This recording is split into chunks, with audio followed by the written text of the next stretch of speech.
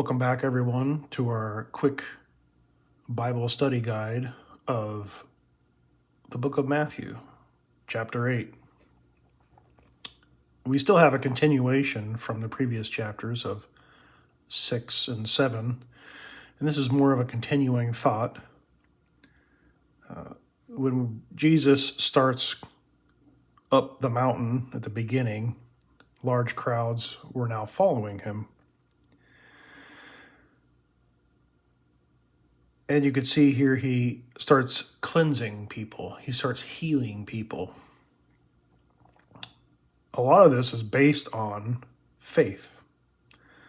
Again, the theme in these 6, 7, and 8 chapters is faith. It's a visualization of what faith can bring you. That's what Christ was doing. The kingdom of God, or heaven here in Matthew, was being brought in manually by Christ. He had the authority to bring it in, and he was. So it was a visualization of the capabilities of this kingdom. But it was dependent upon an individual's faith. And you see Jesus here hammering this over and over and over again, this idea of faith. Faith and healing. Healing and faith. Your faith has made you well. And here you can see more and more examples of this type of healing by faith. In verse 11, you'll see, I will say to you that many will come from the east and to the west and recline at the table of Abraham, Isaac, and Jacob in the kingdom of heaven. Now, what this is saying is people from all over the place will be attracted to him.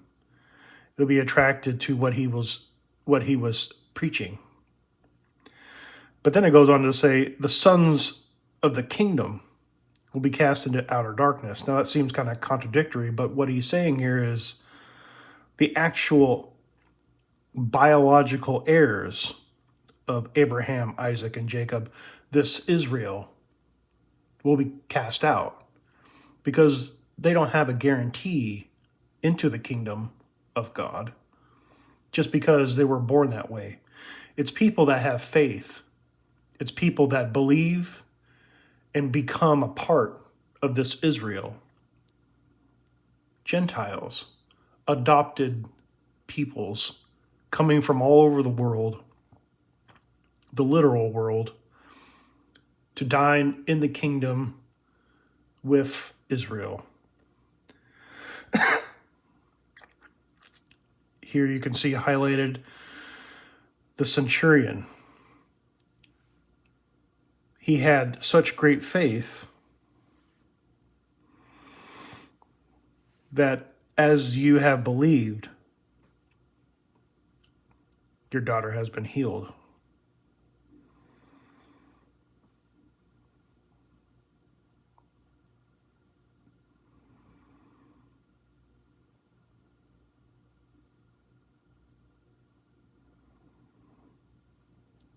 I lost my spot. But anyways, even Gentiles, the centurion was not a Jew.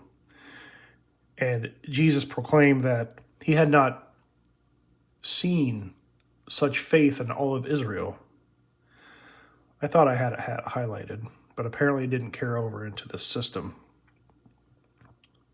But here,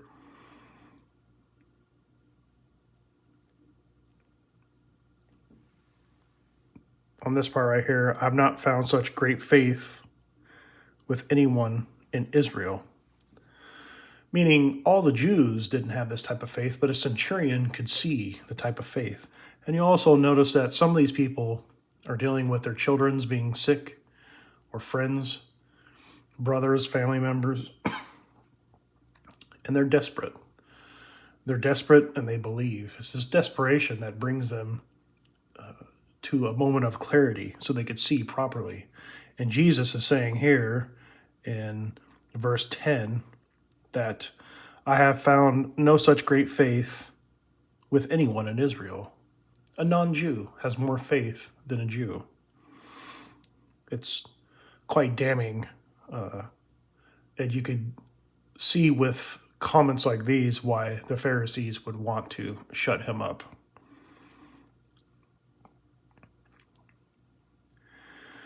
Here we have in verse 22 the differentiation between this world and the kingdom of God. Here he's saying, follow me and allow the dead to bury their own dead. Now, this person's still on earth. People here are still on earth. The people that choose to become part of this kingdom by accepting the words of Christ that God gave them and having a relationship with Father in heaven, you are separating yourself from the world.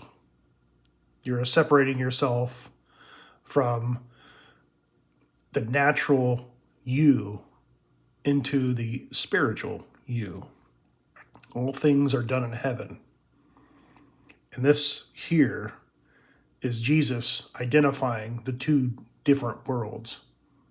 Let the dead bury their dead. Just like when he says later, those who put their hands on the plow and look back are not fit for the kingdom of heaven. It also goes into Lot when Lot's wife turns into a pillar of salt.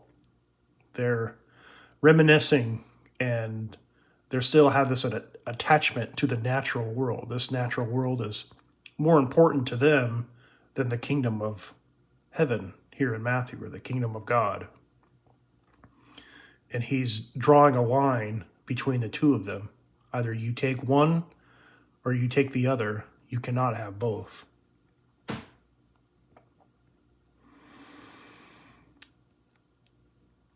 Here we have the famous walking on water. The winds of the storm. And Jesus calming them. They say, what kind of man is this? Even the winds and the sea obey him. A telling sign of this idea that Jesus is God in the flesh. But you'll see here in verse 29 that even evil, the people that were demon-possessed, that Jesus threw out of the people, identified and can correctly identify and recognized Jesus as the Son of God. They didn't identify him as God himself, but the Son of God. And they were able to recognize him quite easily. And that's something to pay attention to. And it ends when he cast them out and the pigs went down into the sea, and the people there asked him to leave the region.